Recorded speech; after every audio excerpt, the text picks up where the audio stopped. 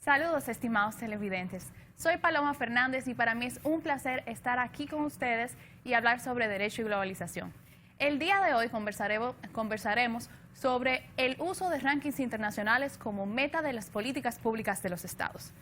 No es inusual escuchar a principio o a final de año cómo el país se comporta en ciertos listados internacionales sobre medio ambiente, economía, competitividad, entre otros. Esto no es más que el resultado de un proceso llamado benchmarking o evaluación comparativa. Las organizaciones internacionales lo que hacen en estos procesos es que toman parámetros objetivos para comparar cada uno de los estados en diferentes aspectos y poner cuál tiene mejor desempeño y cuál tiene un peor desempeño. Algunos televidentes del sector privado seguro dirán, algo similar se hace en mi empresa, y están totalmente en lo correcto, porque realmente este instrumento viene del sector privado. En el 79, la gigante Xerox implementó esta política para poder tener una ventaja competitiva frente a su principal competidor, Canon. Esto realmente llegó al sector público a principios de la década de los 90, cuando las municipalidades alemanas asumieron este informe para poder medir los servicios que daban a la ciudadanía. Esto llega ya a la esfera internacional a principios de la década de los 2000, cuando grandes organizaciones internacionales empiezan a realizar estos informes. Esto también llevó a que se popularizara en países en que no se habían asumido, como es el caso de la propia República Dominicana, que en el 2010 creó el SISMAP.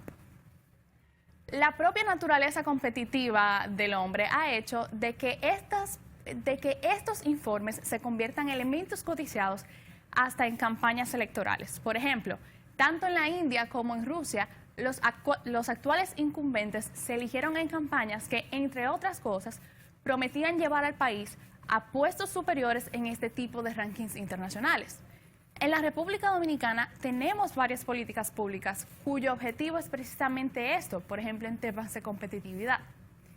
Aun cuando estos informes realmente presentan para aquel que elabora políticas públicas un instrumento sin precedentes debido a que recopila una cantidad de información inimaginable, no quiere decir que utilizarlos solamente como único elemento para llegar a un mejor resultado en ciertos aspectos sea lo más sano. Esto se explica por distintas cosas.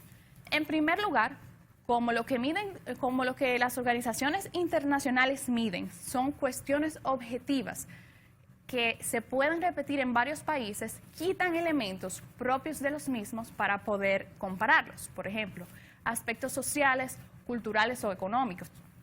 Un ejemplo de esto sucedió en Liberia. Del 2008 al 2011, este país africano creó una serie de regulaciones, y esto precisamente le permitió subir 15 escaños en el Doing Business del Banco Mundial.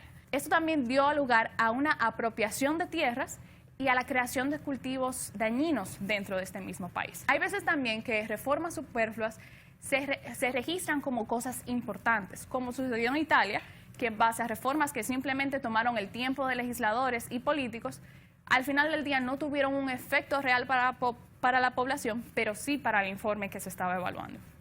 Por último, debe tenerse en cuenta que también este tipo de informes pueden impulsar cuestiones que realmente no protegen a la población en general. Dentro de los parámetros para establecer la facilidad de hacer negocios en un país, la facilidad al mismo tiempo de poder librarse de un empleado, lo que evidentemente empuja a algunas jurisdicciones a desregulación de su protección laboral.